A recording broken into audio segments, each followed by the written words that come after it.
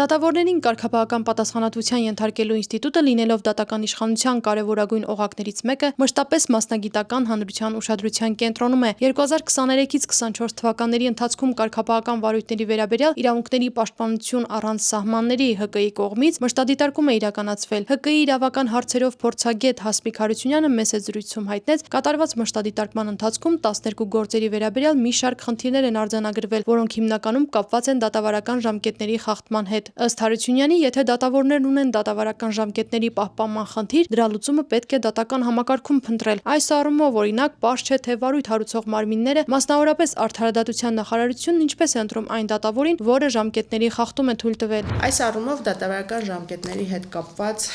այլ խնդիր էլ կա, ըստ էության պարզ չէ, թե վարույթ հարուցող մարմինները, մասնավորապես Արդարադատության նախարարությունը ինչպես է ընտրում, օրինակ X թվով դատավորներից ընտրում է կոնկրետ այս դատավորին, ով դատավարական ժամկետի խախտում է թույլ տվել եւ մնացածին չի ընտրում։ Մենք չենք ասում, որ բոլորին պիտի ընտրել, բնավ ոչ,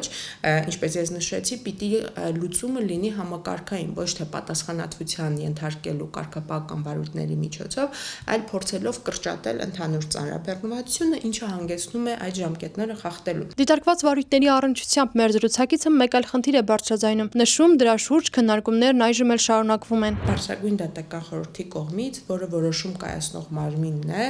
ուսումնասիրությունը կատարելուց հետո ամբողջությամբ պարզ չէ, թե առաջին ինչպես է տեղի ունենում արարքի որակում եւ սրա առնչությամբ նաեւ ինչպես է տեղի ունենում մեղքի որակումը, հա, մենք կարող ենք տեսնել համանման տարբեր գործեր, մի պարագայում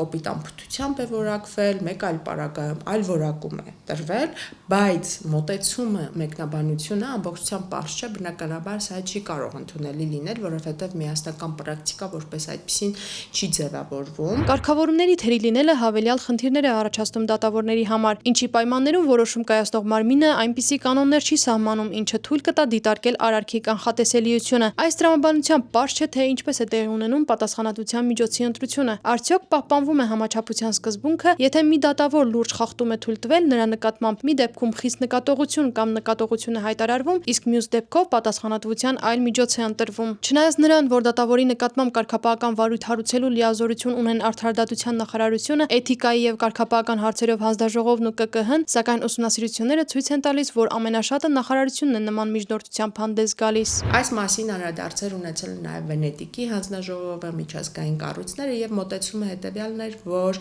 քանի դեռ Արդարադատության նախարարությունը վերջնական որոշում կայացնող չէ, քանի որ հարուցող մարմինն է եւ դրանից հետո բարձրագույն դատական խորհուրդն է վերջնական որոշումը կայացնում, սա այդքան էլ խնդրահարույց չի կարող լինել, բայց պետք է որպես նպատակ հետապնդվի մյուս վարույթ հարուցող մարմնի Էթիկայի եւ կարգապահական հարցերով հանձնաժողովի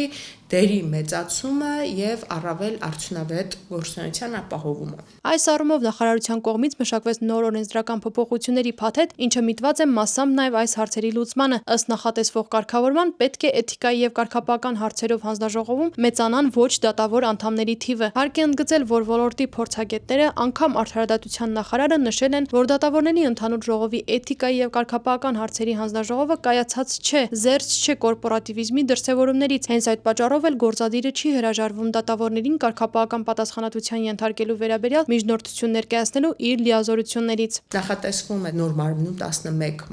անդամ, մեծամասնությունը դատավոր անդամներ, 6 դատավոր եւ 5 ոչ դատավոր անդամներ, այսինքն հնարավորություն է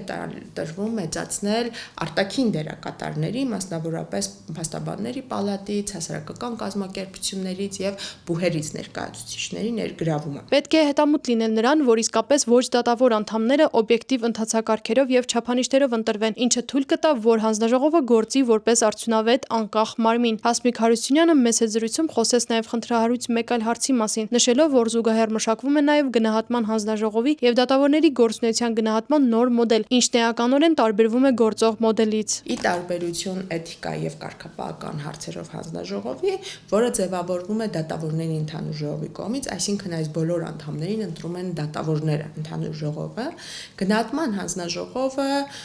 որպես այդպեսին հանդես է գալու նոր մոդելով, հա, որը դուրս է լինելու դատավորների ընդհանուր ժողովից։ Այսինքն ոչ դատավոր անդամներին չեն ընտրելու դատավորները, այլ տեղի ունենալու նրանց ընտրությունը, ես կասեմ նույնիսկ նշանակում եմ բարձրագույն դատական խորհրդի կողմից։ Սա լավագույն մոտեցումը չէ հաշվի առնելով այն հանգամանքը, որ այս դեպքում ուղղակիորեն այդ 10 անդամի կողմից պետք է տեղի ունենա ընտրություն եւ ոչ միասնական մոտեցումը նախագծի տիրույթից դուրս է։ Առաջարկվող փոփոխություններն այնուամենայնիվ իրավական անորոշություններ են պարունակում։ Մասնագիտական համայնքն այժմ շարունակում է իրավական բնույթի էական հարցեր բարձրաձայնել։ Դատավորները պետք է ընդունեն, որ այս հանձնաժողովում ոչ դատավոր անդամների ընտրությունը իրենց իսկ շահերից է բխում, ու նրանք պետք է լինեն կոմպետենտ, անկախ մասնագետներ, ովքեր կկարողանան տեր կանգնել հենց իրենց վերաբերող կարևոր հարցերին։